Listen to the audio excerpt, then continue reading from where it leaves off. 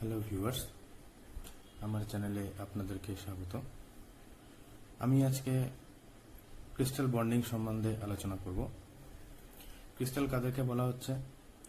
যে সমস্ত কঠিন বস্তুগুলো সলিড, যে সমস্ত কঠিন বস্তুগুলোর মধ্যে অণু অথবা পরমাণুর রেগুলার পিরিয়ডিক অ্যারেঞ্জমেন্ট দেখা যায়, যে সমস্ত রেগুলার পিরিয়ডিক অ্যারেঞ্জমেন্টের সাহায্যে পরপর একটা সুন্দরভাবে একটা পর্যায়ক্রমিক ওর একটা অ্যাটম বা মলিকুলসের একটা পিরিয়ডিক অ্যারেঞ্জমেন্ট দেখা যাবে এবং যার যার ফলে ক্রিস্টালটা গঠিত, যার ফলে সলিডটা গঠিত হবে। এই সমস্ত সলিডগুলোকে আমরা ক্রিস্টাল বলি।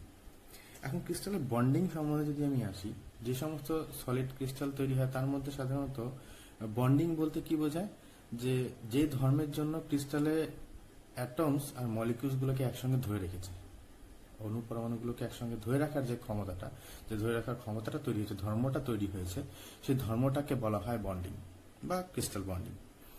এখন যেহেতু আমরা এখানে সলিড নিয়ে আলোচনা করছি, তো আলোচনাটা সলিডের মধ্যেই রাখি। তো ক্রিস্টাল বন্ডিং সাধারণত 5টা টাইপের হয়: ionic crystal, ionic bonding, covalent bonding, metallic bonding, van der Waals bonding আর হাইড্রোজেন বন্ডিং। আয়নিক বন্ডিংটা কি? আয়নিক বন্ডিংটা হলো যখন কোনো একটা অণু তৈরি হয়, যখন ক্রিস্টালটার কোনো একটা অণু তৈরি হয়, দুটো ডিফারেন্টলি চার্জড আয়ন, একটা পজিটিভ চার্জ থাকবে, একটা নেগেটিভ চার্জ থাকবে, দুটো ডিফারেন্টলি চার্জড আয়ন যখন খুব কাছাকাছি এসে একটা বন্ড গঠন করবে, সেই সমস্ত বন্ডগুলোকে বলছি আমরা আয়নিক বন্ড। এর একটা উদাহরণ কি হতে পারে? এর একটা উদাহরণ হতে পারে সোডিয়াম ক্লোরাইড। সোডিয়াম ক্লোরাইডের ক্ষেত্রে একটা সোডিয়াম পরমাণু, সোডিয়াম আয়ন আর একটা ক্লোরিন আয়ন। ক্লোরিন সাধারণত নেগেটিভলি চার্জ থাকে আর সোডিয়াম সাধারণত পজিটিভলি চার্জ থাকে। আয়ন খুব কাছাকাছি যখন আসবে, তখন নির্দিষ্ট একটা দূরত্বের মধ্যে থেকে যায়। এর থেকে কম দূরত্ব আসতে পারে না, এর থেকে বেশি দূরত্ব আসতে পারে না। এই অবস্থায় কেন আসতে পারে না সেই সম্পর্কে আমি আলোচনাটায় পরে আসছি। যদি আমি একটু সাধারণ ধারণা কিভাবে দেওয়া যায়, এখানে ধরলাম সোডিয়াম এবং ক্লোরিন আয়ন যেহেতু দুটো নেগেটিভলি ডিফারেন্ট আয়ন, ডিফারেন্ট আধান আছে, এর মধ্যে ডিফারেন্ট চার্জ আছে, অর্থাৎ ওরা পরস্পরকে অবশ্যই অ্যাট্রাক্ট করবে, পরস্পরকে অ্যাট্রাক্ট বা আকর্ষণ করবে। যখনই অ্যাট্রাক্ট করবে, তখন ওরা যখন আস্তে আস্তে ক্রিস্টালটা গঠন হতে থাকবে, তখন অ্যাট্রাকশনটার জন্য ওই আয়নগুলো পরস্পরের কাছে আসতে থাকবে।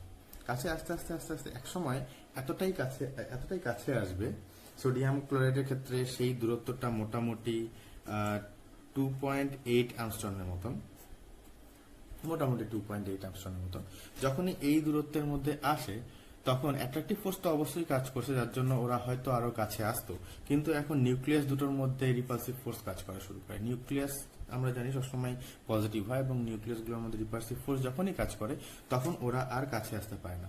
আবার অ্যাট্রাকটিভ ফোর্সের জন্য দূরে যেতে পারে না, তার জন্য একটা নির্দিষ্ট দূরত্বের মধ্যে থেকে গিয়ে জাস্ট একটা বন্ড গঠন করে। এই ধরনের বন্ডগুলোকে বলছি আমরা আয়নিক বন্ড। কারণ এখানে কোন রকম মলিকুল কিন্তু গঠন হচ্ছে না, আয়নগুলো কিন্তু সেপারেটলি থাকছে, কিন্তু তবুও সেপারেটলি এদেরকে আরো দূরে সরানো যাচ্ছে না।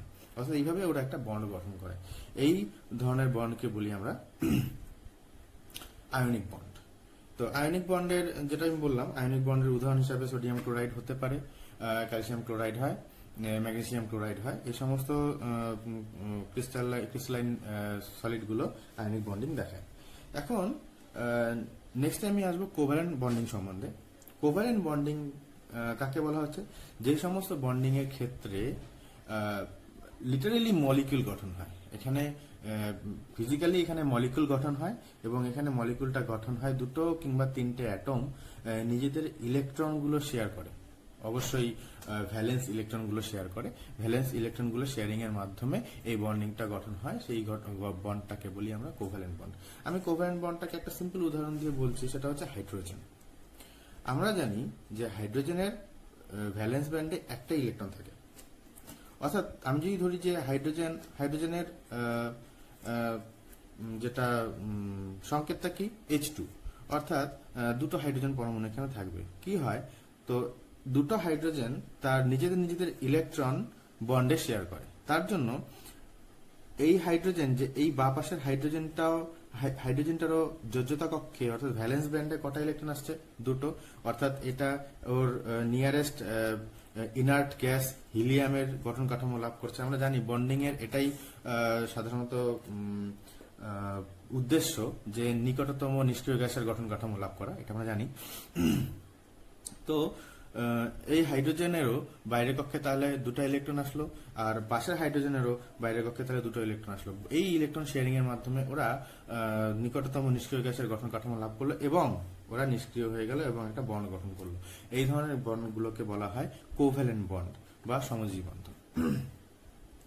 তো কোভ্যালেন্ট বন্ডের উদাহরণ হাইড্রোজেন, নাইট্রোজেন কোভ্যালেন্ট বন্ড গঠন করে। নাইট্রোজেন অ্যাকচুয়ালি 3টে ইলেকট্রন জোড়কে শেয়ার করে। আর কোভ্যালেন্ট বন্ডিং এর ক্ষেত্রে একটা সাধারণ ধর্ম এটা দেখা যাবে কমন কোভ্যালেন্ট বন্ডিং এর ক্ষেত্রে, সেটা হচ্ছে ওদের মধ্যে সবসময় even number of electron share হবে।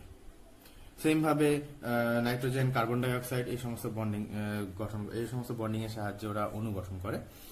এখন আসছি আমি মেটালিক বন্ডিং এর ক্ষেত্রে। মেটালিক বন্ডিংটা সাধারণত সমস্ত মেটালগুলোর ক্ষেত্রে দেখা যায়। কপার, আয়রন, অ্যালুমিনিয়াম এই সমস্ত মেটালগুলোর ক্ষেত্রে মেটালিক বন্ডিং দেখা যায়। মেটালিক বন্ডিংটা কোভ্যালেন্ট বন্ডিং এর মতনই। মেটালিক বন্ডিং এর স্ট্রেংথ অনেকটাই কোভ্যালেন্ট বন্ডিং এর স্ট্রেংথের সমানই। মেটালিক বন্ডিং আর কোভ্যালেন্ট বন্ডিং এর একটাই তফাৎ, সেটা হচ্ছে শেয়ার্ড ইলেকট্রনস।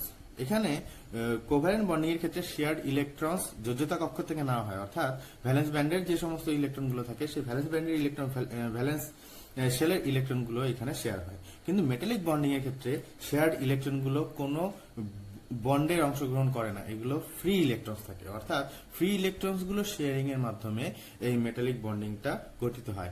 আর ইনফ্যাক্ট মেটালিক বন্ডিংটা এই ফ্রি ইলেকট্রন শেয়ারিং এর জন্য কোভ্যালেন্ট বন্ডিং এর থেকে মেটালিক বন্ডিং এর স্ট্রেংথটা বেশি হয়। এটা তো গেল মেটালিক বন্ডিং এর কথা। এখন আর আসি আমি ভ্যান্ডার ওয়াল বন্ডিং এর ক্ষেত্রে। ভ্যান্ডার ওয়াল বন্ডিং গুলো সাধারণত দেখা যায় ইনার্ট গ্যাসগুলির ক্ষেত্রে। ইনার্ট গ্যাস বলতে হিলিয়াম, নিয়ন, আর্গন, ক্রিপ্টন, জেনন এই সমস্ত গ্যাসগুলোকে যখন সলিডিফাই করা হয় তখন এই সমস্ত সলিড ইনার্ট গ্যাসগুলোর ক্ষেত্রে এই ভ্যান্ডার ওয়াল বন্ডিং গুলো দেখা যায়। এখানে এই সমস্ত ভ্যান্ডার ওয়াল বন্ডিংটা তখনই গঠিত হয় যদি অণুগুলির মধ্যে কোনোভাবে একটা ইলেকট্রিক ডাইপোল ইনডিউসড হয়। ইলেকট্রিক ডাইপোল কাকে বলবো? ইনডিউস একটা ইলেকট্রিক ডাইপোল মোমেন্ট তৈরি হয়। যেমন ইলেকট্রিক ডাইপোল মোমেন্টের যদি আমি পরিচয় দিতে চাই, ইলেকট্রিক ডাইপোল মোমেন্টের একটা ভিডিও আমি আলাদাভাবে করেছি। সেই ভিডিওর লিংক এই ভিডিও ডেসক্রিপশনে দেওয়া আছে, তোমরা একবার দেখে নেবে। তো সেখানে কি হয়, প্রত্যেকটা অণুর একটা ইনডিউস ডাইপোল মোমেন্ট থাকে। সেই ভিডিওটা দেখলে তোমাদের ব্যাপারটা একবার ক্লিয়ার হবে, তোমরা একবার ভিডিওটা দেখে নিও। সাপোজ ইনডিউস ডাইপোল মোমেন্টের একটা উদাহরণ আমি দিতে পারি। সাপোজ জলের অণু H2O, এইভাবে জলের অণু গঠিত হয় একটা ইলেকট্রন শেয়ারিং এর মাধ্যমে। এটাও কোভ্যালেন্ট বন্ড। কিন্তু এখানে কি হয়, অক্সিজেনের ইলেকট্রোনেগেটিভিটিটা অনেক বেশি। ইলেকট্রোনেগেটিভিটিটা বেশি থাকার কারণে এই বন্ড শেয়ার্ড ইলেকট্রন গুলো অক্সিজেনের দিকে সরে থাকে, হাইড্রোজেনের দিকে থাকে না, হাইড্রোজেনের থেকে দূরে থাকে। সুতরাং হাইড্রোজেন পরমাণুগুলো এই কারণে স্লাইটলি ধনাত্মক আধান, একটা পজিটিভ একটা চার্জ লাভ করে, আর অক্সিজেনটা স্লাইটলি ঋণাত্মক আধান লাভ করে। এখন এই ঋণাত্মক আধানের থেকে ধনাত্মক আধানের দিকে সবসময় একটা ডাইপোল মোমেন্ট কাজ করে, এদিক থেকে এদিক থেকে একটা ডাইপোল মোমেন্ট কাজ করে। এই বন্ড অ্যাঙ্গেলটা মোটামুটি 120 ডিগ্রি হয়। তো এখন এই ডাইপোল মোমেন্ট আর এই ডাইপোল মোমেন্টের একটা রেজাল্টেন্ট ডাইপোল মোমেন্ট কাজ করে এই অণুটারই। এই একটা রেজাল্টেন্ট ডাইপোল মোমেন্ট কাজ করে। রেজাল্টেন্ট ডাইপোল মোমেন্টের জন্যই সাধারণত ভ্যান্ডার ওয়াল বন্ডিং গঠিত হয়। যদিও হাইড্রোজেন আমরা জলের অণু দিয়ে আমি ডাইপোল মোমেন্ট, ইনডিউস ডাইপোল মোমেন্টের গল্পটা বললাম, কিন্তু ভ্যান্ডার ওয়ালের ক্ষেত্রে, জলের ক্ষেত্রে কিন্তু কোনো সময় ভ্যান্ডার ওয়াল বন্ডিং হয় না। ওয়াটার মলিকিউল কোনো সময় ভ্যান্ডার ওয়াল বন্ডিং করে না। যেটা আমি বললাম, ভ্যান্ডার ওয়াল বন্ডিং গুলো সাধারণত ইনার্ট গ্যাসগুলোর ক্ষেত্রে দেখা যায়। হাইড্রোজেন, নেক্সট আমি আসি হাইড্রোজেন বন্ডিং এর ক্ষেত্রে। হাইড্রোজেন বন্ডিংটা দেখা যায় এই জলের অণুর ক্ষেত্রে। জেনারেলি কি হয়, হাইড্রোজেন বন্ডিং এর ক্ষেত্রে জলের বিভিন্ন মলিকুলগুলো হাইড্রোজেন বন্ডিং এর মাধ্যমে নিজেদের সঙ্গে একসঙ্গে যুক্ত থাকে, আর যার জন্যই জলের একটা নির্দিষ্ট জলের যে অবস্থাটা আমরা দেখি সেই অবস্থাটা ওইভাবে প্রাপ্ত হয়। এখানে কি হয়, ধরলাম এই একটা জলের অণু, অবশ্যই হাইড্রোজেনটা স্লাইটলি পজিটিভ চার্জ আর অক্সিজেনগুলো স্লাইটলি নেগেটিভ চার্জ পাচ্ছে। এই হাইড্রোজেনটা পাশাপাশি কোনো একটা অক্সিজেন পরমাণু যেটা স্লাইটলি পজিটিভ নেগেটিভ আধান পেয়েছে তার সঙ্গে আকর্ষণ বলের জন্য একটা বন্ড গঠন করে। জাস্ট এই পজিটিভ চার্জ আর হাইড্রোজেন পজিটিভ চার্জ এবং অক্সিজেন নেগেটিভ চার্জের জন্য একটা স্লাইটলি একটা ইলেকট্রোস্ট্যাটিক অ্যাট্রাকটিভ ফোর্স এখানে কাজ করে, যার জন্য এই বন্ডিংটা গঠিত হয়। এই ধরনের বন্ডিং গুলোকে বলছি আমরা হাইড্রোজেন বন্ড। হাইড্রোজেন বন্ড সাধারণত জলের ক্ষেত্রে দেখা যায়, অ্যালকোহলের ক্ষেত্রেও হাইড্রোজেন বন্ডিং দেখা যায়। এই ভিডিওর উদ্দেশ্যটা প্রধানত বন্ডিং এর ফিজিক্সটাকে জানা। বন্ডিং এর ফিজিক্সটা বলতে আমি এখন বোঝাতে চাইছি যে কোন ক্রিস্টালের মধ্যে এই যে ক্রিস্টাল বন্ডিংটা তৈরি হয় সেটা মেটালিক হোক, কোভ্যালেন্ট হোক, কিংবা আয়নিক হোক, কিংবা ভ্যান্ডারওয়াল হোক, অথবা হাইড্রোজেন হোক, সেক্ষেত্রে বন্ডের ক্যারেক্টারিস্টিকটা কি এবং সেক্ষেত্রে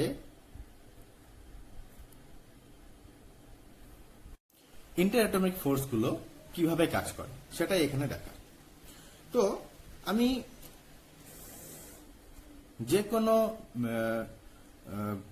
পদার্থের আমি তিনটা অবস্থার মধ্যে আছি। আমরা জানি যে কোনো পদার্থের তিনটা অবস্থা হয়, একটা হচ্ছে সলিড,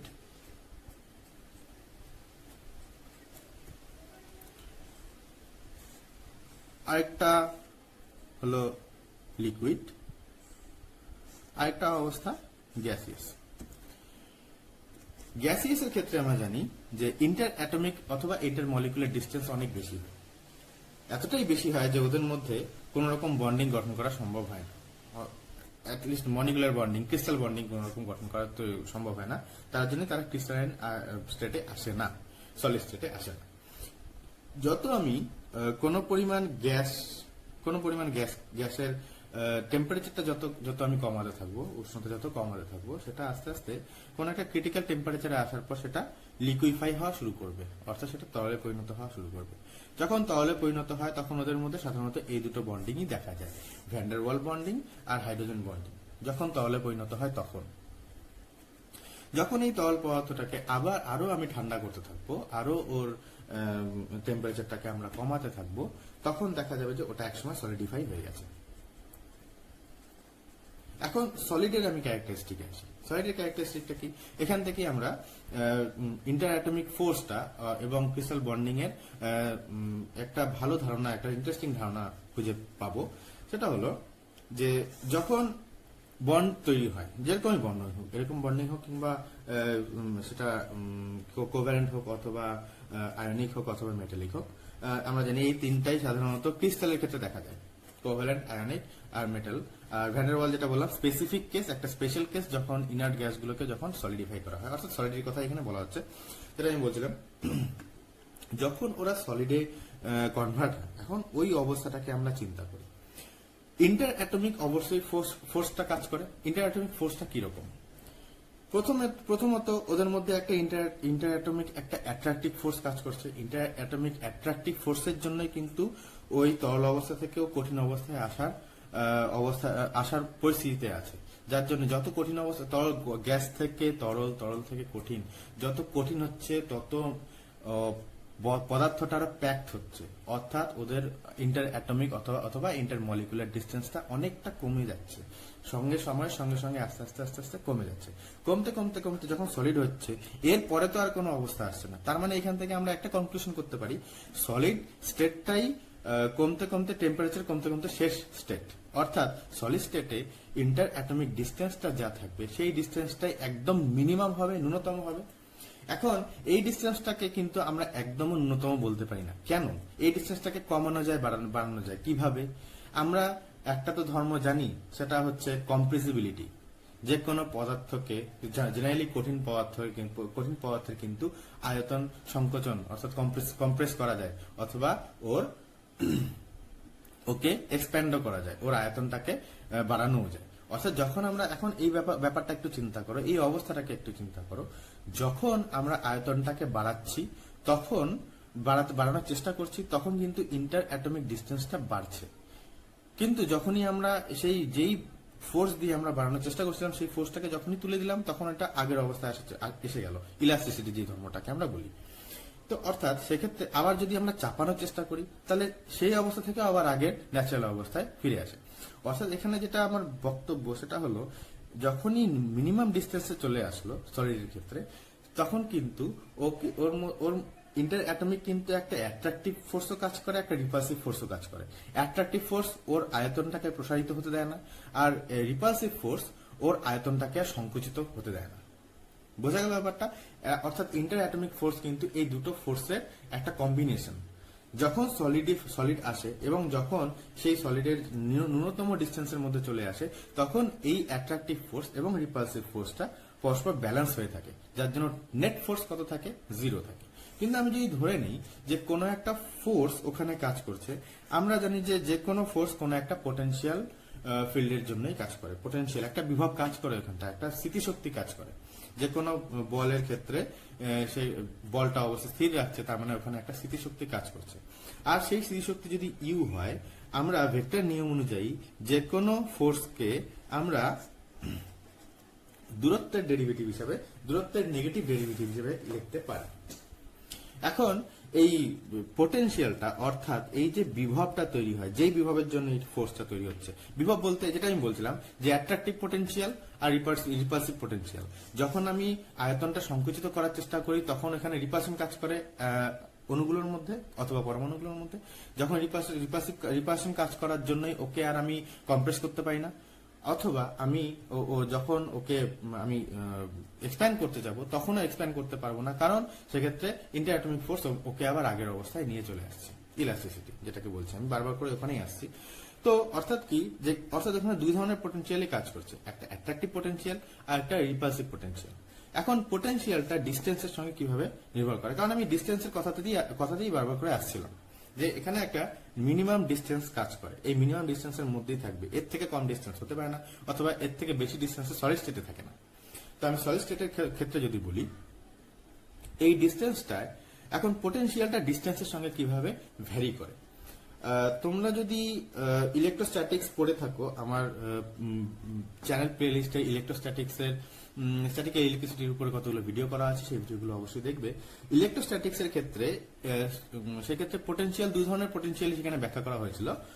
সেটা পজিটিভ পোটেনশিয়াল অথবা নেগেটিভ পোটেনশিয়াল, অথবা বলতে গেলে positive potential means repulsive potential and negative potential means attractive potential. তো পোটেনশিয়ালটা সবসময় দূরত্বের সঙ্গে ব্যস্তানুপাতিক ছিল, ইনভার্সলি প্রপোর্শনাল ছিল। অর্থাৎ কোন একটা চার্জ, সাপোজ এখানে একটা চার্জ Q1 আর এখানে একটা চার্জ Q2, Q1 আর Q2 পরস্পর পজিটিভ না নেগেটিভ না, আমি সে সমস্ত কিছু বলছি না, এটা দুটো আধান। দুটো আধানের মধ্যে যত দূরত্ব বাড়াবো তত ফোর্সটা কমতে থাকে, অর্থাৎ পোটেনশিয়ালটা কমতে থাকে। দূরত্ব যত বাড়তে থাকবে তত পোটেনশিয়ালটা কমতে থাকবে। তো সবসময় আর এর সঙ্গে আর ইনভার্সলি প্রপোর্শনাল হয়, কিন্তু এখানে সবসময় কিন্তু পোটেনশিয়ালটা চার্জের উপরে ডিপেন্ডেন্ট নয়। অর্থাৎ আমরা কিন্তু আয়নিকও পাচ্ছি, কোভ্যালেন্টও পাচ্ছি, মেটালিকও পাচ্ছি। অর্থাৎ আমি কিন্তু সোজাসুজি বলতে পারবো না যে পোটেনশিয়ালটা আর এর সঙ্গেই ব্যস্তানুপাতিক সবসময় হয়। আমরা জানি যে এখানে একটা পজিটিভ পোটেনশিয়াল তো কাজ করছে, যেটাকে আমরা বলছি রিপালসিভ পোটেনশিয়াল, কারণ আমি এটাকে সংকুচিত করতে পারি না। পজিটিভ পোটেনশিয়ালটা আমি ধরলাম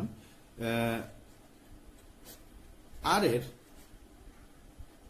এন পাওয়ারের সঙ্গে ব্যস্তানুপাতিক হচ্ছে পজিটিভ পোটেনশিয়াল, রিপালসিভ পোটেনশিয়ালটা আর এর এন পাওয়ারের সঙ্গে ব্যস্তানুপাতিক হচ্ছে। এবং যে নেগেটিভ পোটেনশিয়ালটা অর্থাৎ অ্যাট্রাকটিভ পোটেনশিয়াল যেটা কাজ করছে আকর্ষণ বলের দরুন, কারণ ইন্টার অ্যাটমিক অ্যাট্রাকশন হবে, অ্যাট্রাকশন আর রিপালশন দুটো একসঙ্গে কাজ করে, যার জন্য সলিড স্টেটটা তৈরি হয়, যেটা আমি একটু আগে বলছিলাম। তো সেটা ধরলাম আমি যে আর এর এম পাওয়ারের সঙ্গে ব্যস্তানুপাতিক হচ্ছে। এখানে নেগেটিভ দেওয়া মানে এটা কি, কারণ পোটেনশিয়ালটা নেগেটিভ, আর পোটেনশিয়াল নেগেটিভ মানেটাই হচ্ছে ফোর্সটা অ্যাট্রাকটিভ। গল্পটা এটাই। আর কিভাবে নেগেটিভ পোটেনশিয়ালের ক্ষেত্রে ফোর্স অ্যাট্রাকটিভ হয় অবশ্যই তোমরা প্লেলিস্ট থেকে ভিডিওগুলো দেখে নেবে, ভিডিওগুলো অবশ্যই ইন্টারেস্টিং লাগবে তোমাদের। তো ইন্টার অ্যাটমিক ফোর্সের টোটাল পোটেনশিয়ালটা তাহলে কত হচ্ছে, টোটাল ইন্টার অ্যাটমিক পোটেনশিয়াল এনার্জিটা তাহলে কত হচ্ছে? টোটাল ইন্টার অ্যাটমিক পোটেনশিয়াল এনার্জিটা 1/r⁴n মাইনাস 1/r⁴m হবে, প্রপোর্শনাল তো অবশ্যই। এখন এই সম্পর্কটাকে যদি আমি ইকুয়াল করি, এখানে একটা কনস্ট্যান্ট আসবে, এই সম্পর্কটাকে যদি ইকুয়াল করি তো এখানে একটা কনস্ট্যান্ট আসবে। আমি এখানে কনস্ট্যান্টটাকে, এর ক্ষেত্রে কনস্ট্যান্টটাকে a আর এর ক্ষেত্রে কনস্ট্যান্টটাকে b বললাম। তাহলে দেয়ারফর ইন্টার অ্যাটমিক পোটেনশিয়াল এনার্জিটা কত হচ্ছে? টোটাল ইন্টার অ্যাটমিক পোটেনশিয়াল এনার্জিটা আসছে a/r⁴n মাইনাস b/r⁴m। এটা আসলো আমার ইন্টার অ্যাটমিক পোটেনশিয়ালটা। ইন্টার অ্যাটমিক পোটেনশিয়ালের নেচার এবং ইন্টার অ্যাটমিক পোটেনশিয়ালের অন্য ভাষায় যদি বলি ইন্টার অ্যাটমিক পোটেনশিয়ালের ইকুয়েশন। এটা আসলে আমার কাছে ইন্টার অ্যাটমিক পোটেনশিয়ালের ইকুয়েশন, এবং এখান থেকে আমরা এখন দেখার চেষ্টা করব যে এটার গ্রাফটা কিরকম হয়। যদি আমরা এটা গ্রাফ প্লট করি তো দেখা যাচ্ছে যে এখান থেকে আমরা দুটো গ্রাফ পাচ্ছি, একটা হচ্ছে পজিটিভ পোটেনশিয়ালের জন্য গ্রাফ আর একটা নেগেটিভ পোটেনশিয়ালের জন্য গ্রাফ। তো এখন পজিটিভ পোটেনশিয়ালের জন্য গ্রাফটা কিরকম হবে, আর দুটো গ্রাফের ক্ষেত্রে দূরত্বের সঙ্গে ব্যস্তানুপাতিক হবে পোটেনশিয়ালটা। তো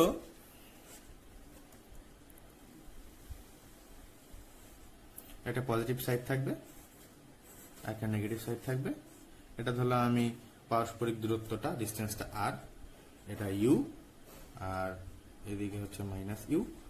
তো ইউ এর দুটো কম্পোনেন্ট আছে, একটা প্লাস ভি কম্পোনেন্ট, একটা মাইনাস ভি কম্পোনেন্ট। এখন প্লাস ভি কম্পোনেন্ট যেটা, সেটা দূরত্বের সঙ্গে ব্যস্তানুপাতিক হচ্ছে, অর্থাৎ দূরত্ব যত কম থাকে তত ম্যাক্সিমাম থাকে পোটেনশিয়ালটা, আর দূরত্ব যত বাড়তে থাকে তত পোটেনশিয়ালটা কমতে থাকে। এবং যেটা আমি বলছিলাম r⁴m, তার মানে ইনফিনিটিতে গিয়ে এই দূরত্বটা, এই পোটেনশিয়ালটা 0 হবে, ইকুয়েশন থেকে যেটা বোঝা যায়।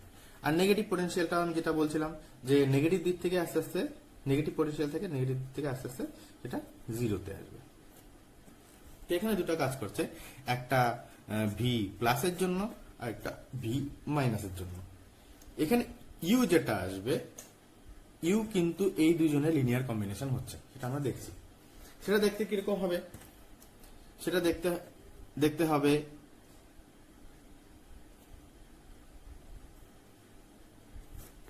নেগেটিভ দিকে একটা মিনিমাম পাবে, মিনিমাম পেয়ে তারপরে আস্তে আস্তে দূরত্ব যত বাড়তে থাকবে তত পোটেনশিয়ালটা কমে থাকবে এবং ইনফিনিটি দিকে 0 হবে। আমি নেগেটিভ কথাটা কেন বলছি, নেগেটিভ পোটেনশিয়ালে কেন আসছে, অর্থাৎ মিনিমাম যখন ন্যূনতম ডিস্টেন্সে যখন থাকবে, এটাই হচ্ছে ওই ন্যূনতম ডিস্টেন্স, যেটাকে আমরা ইকুইলিব্রিয়াম ডিস্টেন্স বলি। ইকুইলিব্রিয়াম মানে কি, সাম্য, অর্থাৎ যখন কোন একটা পার্টিকেলের মধ্যে টোটাল ফোর্সটা 0 হয়। এখানে আমি দেখছি যে ইন্টার অ্যাটমিক ফোর্স অ্যাট্রাকটিভ এবং রিপালসিভ, টোটাল ফোর্সকে ক্যান্সেল করছে, তার মানে ফোর্সটা 0 আসছে, ইকুইলিব্রিয়াম আসছে।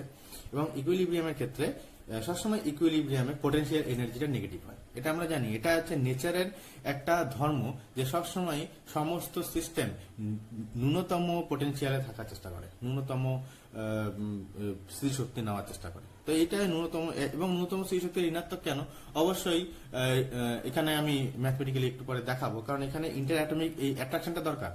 রিপালশন অবশ্যই কাজ করবে ঠিকই, কিন্তু অ্যাট্রাকশনটা দরকার। যদি অ্যাট্রাকটিভ পোটেনশিয়াল না হয় তাহলে কিন্তু কোনোভাবে ওটাকে ধরে রাখা সম্ভব না। তো এখন আমরা এই ম্যাথমেটিক্সে আসব।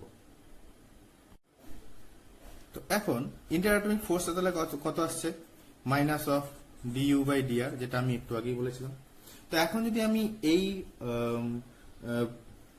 রাশিমালাটার যদি আমরা ডেরিভেটিভ করি, তাহলে ডেরিভেটিভটা কি আসছে, এখানে আসছে m/r⁴m-1 মাইনাস n/r⁴n-1। এখন at r is equal to r0, মানে আমি যেটা ইকুইলিব্রিয়াম ডিসটেন্স বলছিলাম, r is equal to r0 A f টা কত, 0। therefore mb/r⁴m-1 minus na/r⁴n-1 is equal to কত, 0। সরি, এখানে প্লাস হবে, ইজ ইকুয়াল টু 0। তো mb by r to the power m plus 1 is equal to na by r to the power n plus 1। তাহলে mb by na is equal to কত আসছে? is equal to আসছে r to the power m minus n। তাহলে r to the power m minus n এর ভ্যালুটা পাওয়া গেল। r to the power m minus n is equal to m by n into b by a। তাহলে therefore equilibrium পোটেনশিয়ালটা তাহলে কত? অর্থাৎ you at are not, কারণ আমরা জানি U at R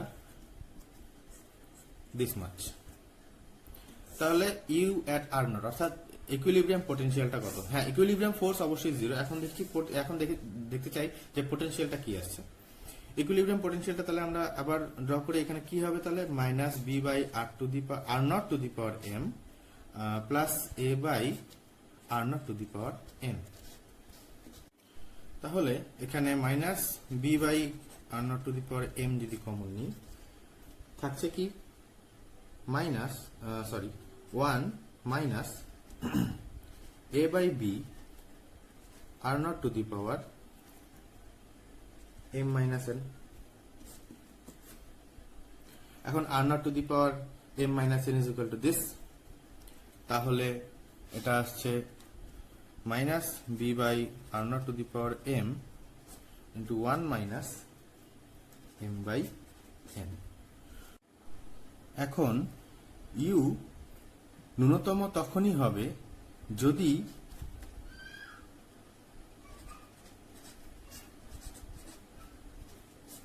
R is equal to R জিরোতে অর্থাৎ equilibrium ডিস্টেন্সে এই ইউ এর ডবল ডেরিভেটিভটা গ্রেটার দেন 0 হয়।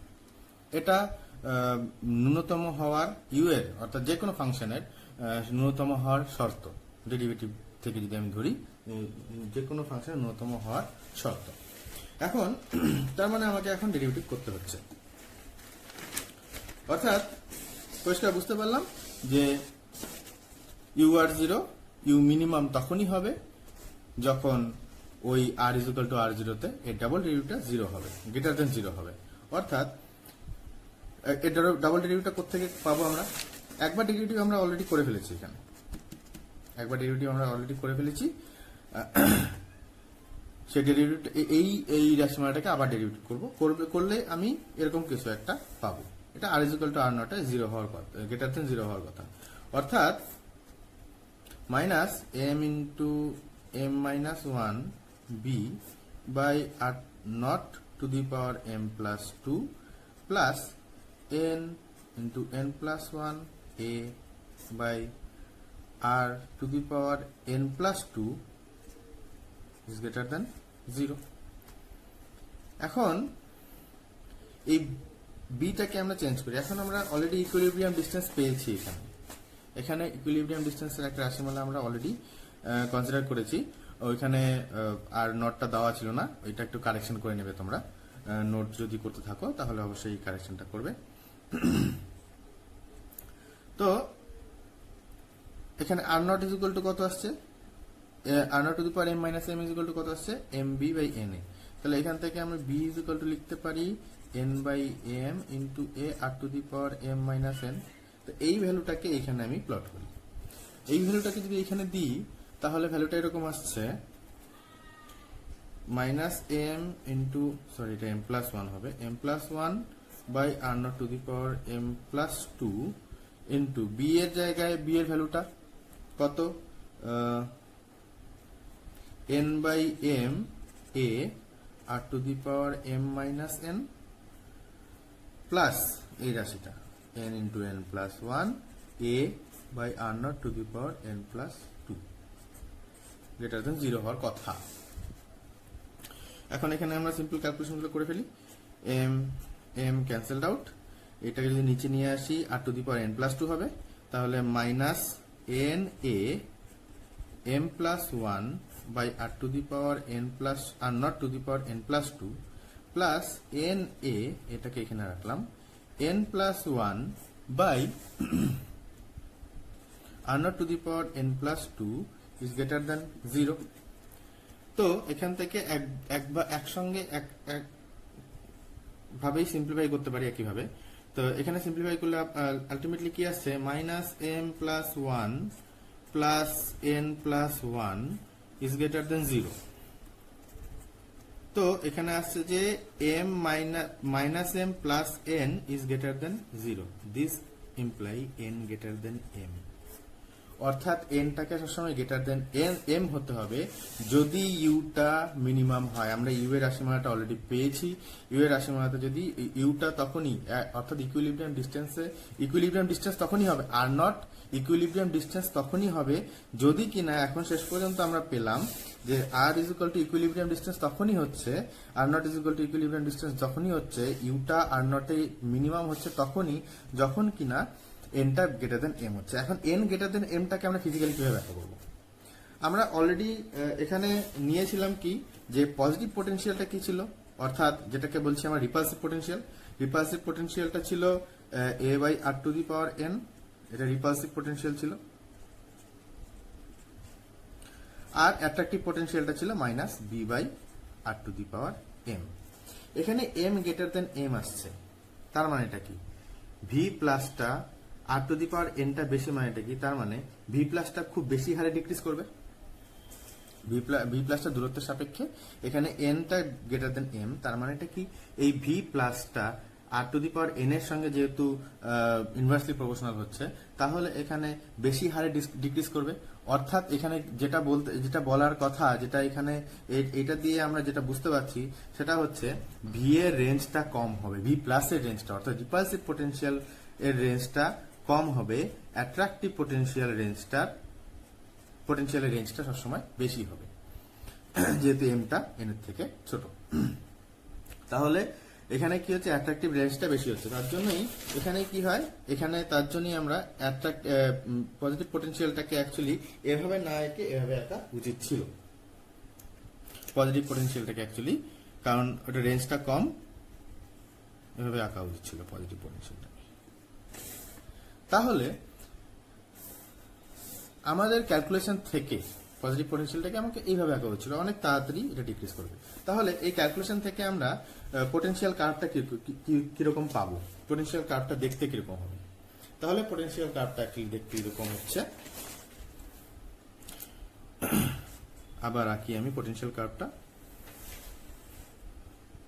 এই বরাবর আমরা ডিস্টেন্স প্লট করলাম, এই বরাবর plus U and minus U plot করব। তাহলে কি এখানে কি বোঝা যাচ্ছে, যে অ্যাট্রাকটিভ পোটেনশিয়ালটা শর্ট রেঞ্জ হবে। এখানে দেখা যাচ্ছে এন গ্রেটার দেন এম, তাহলে অ্যাট্রাকটিভ পোটেনশিয়ালটা, রিপালসিভ পোটেনশিয়ালটা শর্ট রেঞ্জ হচ্ছে, যেহেতু এনটা বেশি হওয়া মানে রিপালসিভ পোটেনশিয়ালটা শর্ট রেঞ্জ, তাহলে রিপালসিভ পোটেনশিয়ালটা অনেক তাড়াতাড়ি ডিক্রিজ করবে। তাহলে রিপালসিভ পোটেনশিয়ালটা দেখতে এরকম লাগছে।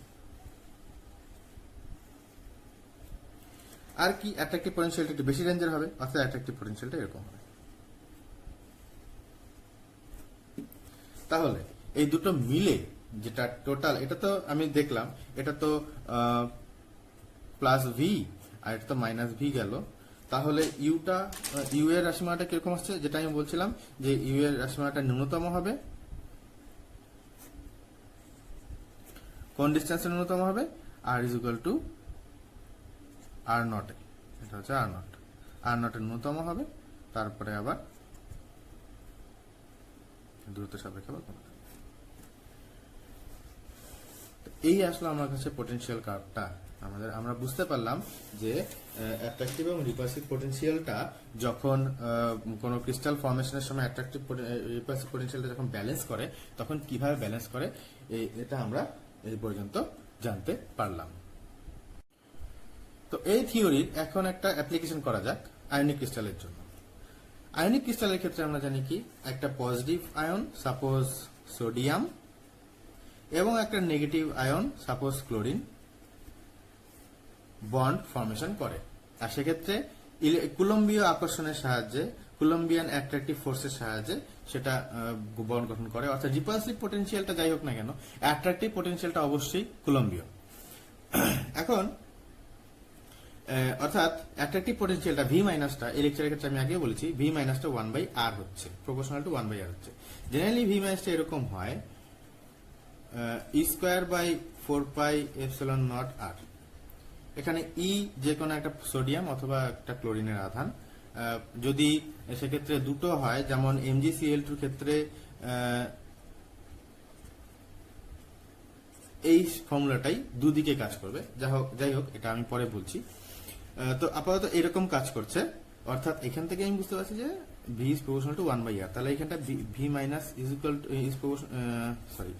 V minus is equal to আমরা কি লিখতে পারি, suppose V minus is equal to লিখতে পারি আমরা, এটা অবশ্যই মাইনাস, তাহলে মাইনাস বি বাই আর। অর্থাৎ এই সঙ্গে যদি তুলনা করি এখানে এমটা কত আসছে, এমটা আসছে 1, এবং আয়নিক ক্রিস্টালের ক্ষেত্রে এই এন এর ভ্যালুটা মোটামুটি 8 হয়। তো তাই যদি হয় তাহলে দেয়ারফর ভি প্লাসটা কত হবে, ভি প্লাসটা ইজ ইকুয়াল টু হবে a by r to the power 8। তাহলে দেয়ারফর আয়নিক ক্রিস্টালের ক্ষেত্রে বন্ড পোটেনশিয়ালটা কত আসছে, ইউআরটা কত আসছে, ইউআরটা আসছে minus B by r plus A by R to the power, এটাকে আমরা এ বাই আর টু দি পাওয়ার এনই রাখলাম। আমি সিম্পলিফাই করলাম এটাকে, আপাতত আমি কোনো ডিজিট বসাচ্ছি না, তা আর টু দি পাওয়ার এনই রাখলাম। তো এটা আসছে আমার bond potential for ionic crystal, ionic crystals. তো এখন এই পোটেনশিয়ালটার মধ্যে আমি একটু একটা কারেকশন অ্যাড করি। কারেকশনটা কিরকম, আমরা যদি ধরে নিই যে অনেকগুলো পজিটিভ আধান নেগেটিভ আধান পরপর সাজানো আছে, আমি 1 ডাইমেনশনালি চিন্তা করলাম আপাতত, এটা অবশ্যই 3 ডাইমেনশনালি থাকবে সাধারণ ক্রিস্টালের ক্ষেত্রে, একটা পজিটিভ চার্জ, একটা নেগেটিভ চার্জ, একটা পজিটিভ চার্জ। আমি মাঝখানে যে কোনো একটা আয়নের কথা চিন্তা করি, এই আয়নের সঙ্গে এর কিংবা এর অ্যাট্রাকশন হবে অবশ্যই, কিন্তু এর সঙ্গে এর কিন্তু রিপালসিভ পোটেনশিয়াল কাজ করবে, এর সঙ্গে এর রিপালসিভ পোটেনশিয়াল কাজ করবে। অর্থাৎ এর আকৃতিটা কিন্তু সিম্পলি এইরকম ই স্কোয়ার বাই 4πε0 আর হবে না, কারণ নিয়ারেস্ট নেইবারের ইন্টারাকশনটা এখানে আমাকে চিন্তা করতে হচ্ছে। তার জন্য এখানে আমি একটা কনস্ট্যান্ট অ্যাড করতে পারি আলফা। এই কনস্ট্যান্টটাকে বলা হয়, বিজ্ঞানী মেডুলাং এই কনস্ট্যান্টটাকে অ্যাড করেছিলেন, তার জন্য এই কনস্ট্যান্টটাকে বলা হয় মেডুলাং কনস্ট্যান্ট।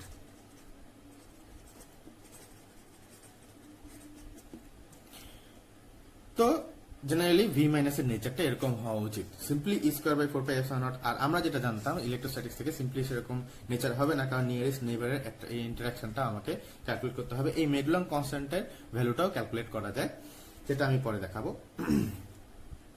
তো এখন তাহলে ডিইউ বাই ডিআরটা কত হচ্ছে, কারণ আমাকে ইকুইলিব্রিয়াম সেপারেশনটা জানতে হবে এবং ইকুইলিব্রিয়াম পোটেনশিয়ালটাকে আমাকে আনতে হবে।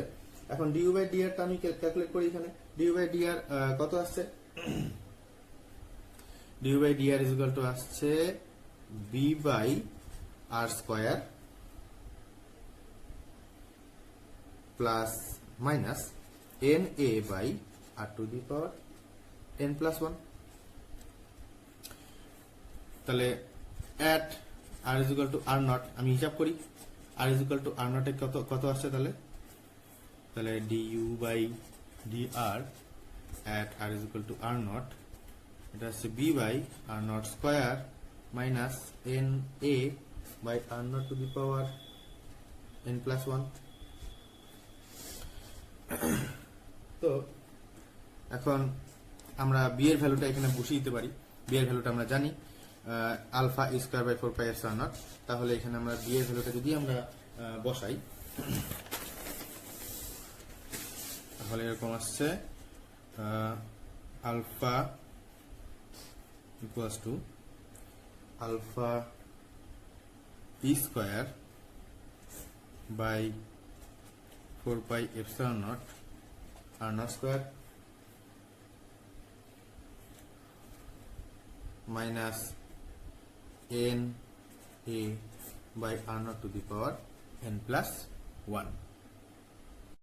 এটা কি পাওয়া গেল, এটা পাওয়া গেল d u by d r at R is equal to R naught. এখন ডিইউ বাই ডিআরটা কি, আমরা অলরেডি পড়েছি minus of d u by DR is equal to force, আর at R is equal to R naught এ ফোর্সটা কত 0 হয়, তো ডেফিনেটলি এটা কত 0। তো therefore alpha E square by 4 pi epsilon not are not square minus N A by are not to the power N plus 1 is equal to কত 0। This imply এখান থেকে এ এর ভ্যালুটা কত আসছে, এ এর ভ্যালুটা আসছে alpha E square by 4 pi epsilon not, এই এনটা এখানে যাবে, এন আরটা উপরে যাবে, তাহলে এটা আসছে are not to the power N minus 1, এটা আসছে আমার এ এর ভ্যালুটা। Therefore u at R naught, u at r তো অলরেডি আমরা পেয়েছি, ইউ অ্যাট আর দিস, এখন ইউ অ্যাট আর নট তাহলে কত হবে, তাহলে minus B by R naught plus A by are not to the power N.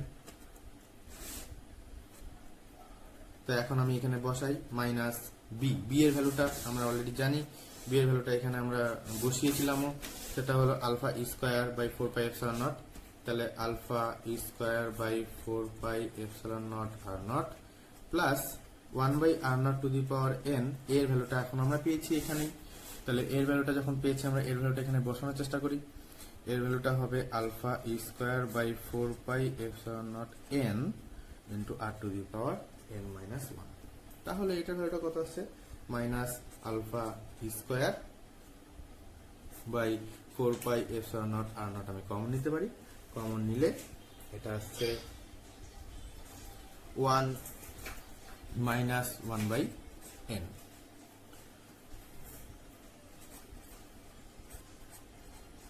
এটা আসলো আমার ইকুইলিব্রিয়াম পোটেনশিয়ালের ভ্যালুটা।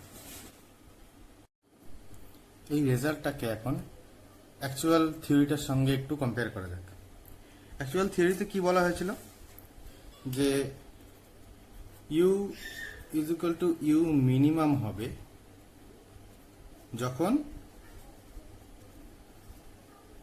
D two U D R two at R is equal to R not কি হবে, গ্রেটার দেন 0 হবে। আর যখন আমরা ওই কন্ডিশনটাকে এখানে প্লট করেছিলাম তখন শেষমেশ কি এসেছিল, এন গ্রেটার দেন এম, অর্থাৎ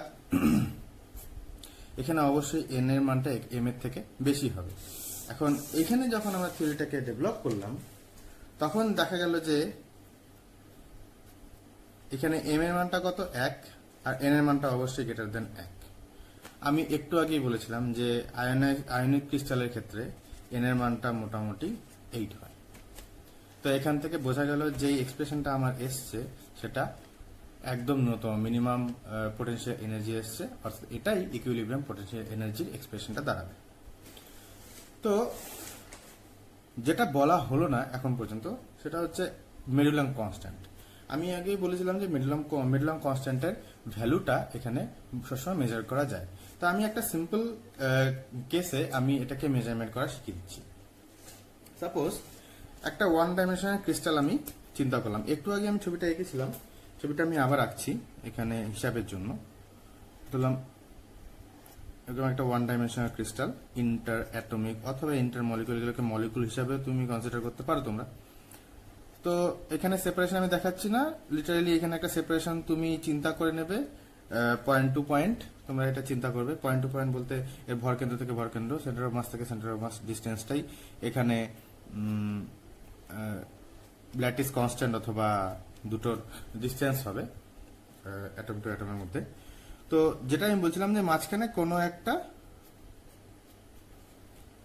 আমি প্লাস আয়নকে কনসিডার করলাম, তো এদিকে একটা মাইনাস আয়ন থাকবে, এদিকে একটা মাইনাস আয়ন থাকবে, এদিকে একটা প্লাস আয়ন থাকবে, এদিকে একটা প্লাস আয়ন, সেম ভাবে এদিকে minus minus plus plus minus minus plus plus etcetera etcetera. এখন দেখো এখানে টোটাল যে পোটেনশিয়াল এনার্জিটা আসবে, টোটাল পোটেনশিয়াল এনার্জিটার এক্সপ্রেশনটা কি আসবে, টোটাল পোটেনশিয়াল এনার্জিটা এর জন্য, আমি শুধু এর জন্য পোটেনশিয়াল এনার্জিটার কথা চিন্তা করছি, ও কুলম্বীয় পোটেনশিয়াল এনার্জি, যেটা আমি একটু আগে বলছিলাম যে U is equal to U তো হবে না, সেটা কুলম্বীয় পোটেনশিয়াল এনার্জিটা নেগেটিভ হবে, তাহলে ভি মাইনাস যেটা আমি বলছিলাম সেটা হচ্ছে alpha e square by 4 pi epsilon not r, এটাই আমি বলছিলাম। এখানে আলফাটা মেডুলাম কনস্ট্যান্টের কথা বলছিলাম আমি। তো এটা কি হবে, এই দুজনের জন্য, এটার উপরে এই দুজনের জন্য, তারপরে এটার উপরে এই দুজনের জন্য, তারপরে এটার উপরে এই দুজনের জন্য, অর্থাৎ প্লাস মাইনাস পোটেনশিয়াল এখানে অল্টারনেট হবে। আমি এই ডিস্টেন্সটাকে আর নট ধরছি, ইমিডিয়েট দুটো নেইবারের মধ্যে ডিস্টেন্সটা আমি আর নট ধরছি। তো এটার উপরে এটার জন্য এবং এটার জন্য টোটাল এনার্জিটা কত আসছে? টোটাল এনার্জিটা আসছে ই স্কোয়ার বাই 4πε0 আর নট। এটার জন্য ই স্কোয়ার, আবার এটার জন্য আসবে সেম, তাহলে দুটো যোগ হবে 2 ই স্কোয়ার, অবশ্যই নেগেটিভ আসবে কারণ এটা নেগেটিভ পোটেনশিয়াল, কারণ এই দুটো চার্জ নেগেটিভ। তো যখনই পোটেনশিয়াল এনার্জির মধ্যে ঢুকবে একটা পজিটিভ, একটা ই পজিটিভ আসবে, একটা ই নেগেটিভ আসবে। আশা করি বুঝতে পারছো। এরপরে যেটা আসবে সেটা পজিটিভ দুটোর জন্য, তাহলে এটাও আসছে পজিটিভ। এখন তাহলে এটা আসবে 2 ই স্কোয়ার, পজিটিভ আসবে 4πε0 আর নট। এই দূরত্বটা কত আসবে, ডিস্টেন্সটা কত? আর নট অর্থাৎ 2 আর নট, এদিকেও 2 আর নট, এখান থেকে এখানে এদিকেও 2 আর নট, এখান থেকে এখানেও 2 আর নট, এই ডিস্টেন্সটা 2 আর নট। তাহলে এটা আসছে 2 আর নট। তারপরে আবার নেগেটিভটার জন্য আবার দুটো আছে, এখানে নেগেটিভ, এখানে নেগেটিভ, তাহলে 2 ই স্কোয়ার বাই 4πε0 ইন্টু এটা কত আসবে, আরো একটা বাড়লো, তাহলে এখান থেকে ডিস্টেন্সটা কত আসছে 3 আর নট, তাহলে 3 আর নট। সেম ভাবে plus 2 e square by 4πε0 4 r naught. আশা করি পরের সিরিজের পরের নাম্বারগুলো, পরের এক্সপ্রেশনগুলো কি আসবে আশা করি বুঝতে পারছো তোমরা। তো এখানে আমরা যদি -2 e square by 4πε0 r naught common নিই, তাহলে থাকছে 1 minus half plus 1/3 minus 1/4 plus 1/5। এই সিরিজটাকে সিম্পলিফাই করলে এটা একটা লগারিদমিক সিরিজ। এই সিরিজটাকে যদি আমি সিম্পলিফাই করি তাহলে এরকম আসে ε0 আর নট লগ, অবশ্যই বেস ই, এখানে লগটার বেস ই 1 প্লাস 1। তাহলে ইউ এর এক্সপ্রেশনটা কত আসছে? এখানে ইউ এর এক্সপ্রেশনটা আসছে minus e square by 4πε0 r naught into 2 log 2। এটা আমি কি ক্যালকুলেট করলাম? টোটাল কুলম্বীয় পোটেনশিয়াল এনার্জিটা ক্যালকুলেট করলাম। কুলম্বিয়ান পোটেনশিয়াল এনার্জিটা আমি যতদূর সম্ভব আমি ভি মাইনাস দিয়ে দেখিয়েছিলাম। V minus is equal two ছিল আলফা ই স্কোয়ার বাই 4πε0 আর, আর যদি সেটা ইকুইলিব্রিয়াম ডিস্টেন্সে হয় তাহলে আর নট, অর্থাৎ এটা অ্যাকচুয়ালি ভি মাইনাস, এটা যেটা আসলো সেটা অ্যাকচুয়ালি ভি মাইনাস। তো দেখা গেল যে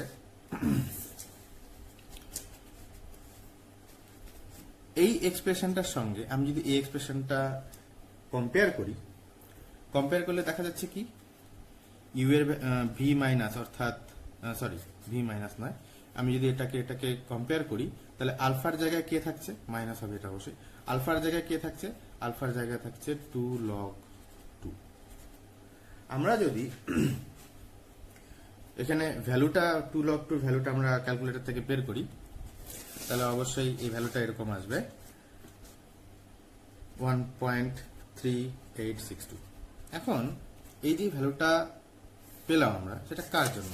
সেটা ওয়ান ডাইমেনশনাল ল্যাটিস অ্যারেঞ্জমেন্টের জন্য, যেটা বাস্তবে কোনো সময় হয় না। কোনো সময় ল্যাটিস অ্যারেঞ্জমেন্ট ওয়ান ডাইমেনশনাল হয় না, 3 ডাইমেনশনাল হয়।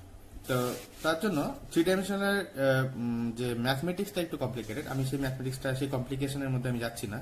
আমি আপাতত এখানে ডেটাটা তোমাদেরকে দেখাচ্ছি। ডেটাটা এরকম যে আমি যদি ইনকেস NaCl ক্রিস্টালের ক্ষেত্রে ধরি, NaCl ক্রিস্টালের আলফার ভ্যালুটা মোটামুটি আসে 1.7475, এত আসে। তো জেনারেলি কি হয়, যত রকম আয়নিক ক্রিস্টাল আছে সমস্ত আয়নিক ক্রিস্টালের ক্ষেত্রে আলফার ভ্যালুটা মোটামুটি 1.3 থেকে 1.8 এর মধ্যে থাকে। তো এখানে আমরা যেটা দেখলাম, আমরা এই ক্রিস্টাল বন্ডিং এর থিওরিটাকে কিন্তু আমরা আয়নিক ক্রিস্টালের ক্ষেত্রে ইউজ করলাম, এবং আয়নিক ক্রিস্টালের ক্ষেত্রে ইউজ করে আমরা কিন্তু এই ইকুইলিব্রিয়াম পোটেনশিয়ালের এক্সপ্রেশন এবং তার থেকে মেডুলাম কনস্ট্যান্ট এই সমস্ত কিছু আমরা নির্ণয় করাটা শিখলাম। এখন আমরা একটা সিম্পল প্রবলেম দেখিনি। এই পর্যন্ত যখন আমরা গেলাম একটা সিম্পল প্রবলেম দেখিনি। প্রবলেমটা এরকম, প্রবলেমটা এরকম দিয়েছে, এটা গেট 2007 এসেছিল।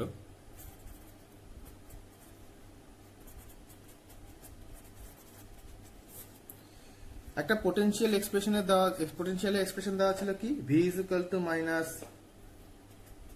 p by r to the power 6 plus q by r to the power 12। এই পোটেনশিয়ালটা একটা চেনা জানা পোটেনশিয়ালের ম্যাথমেটিক্যাল এক্সপ্রেশন।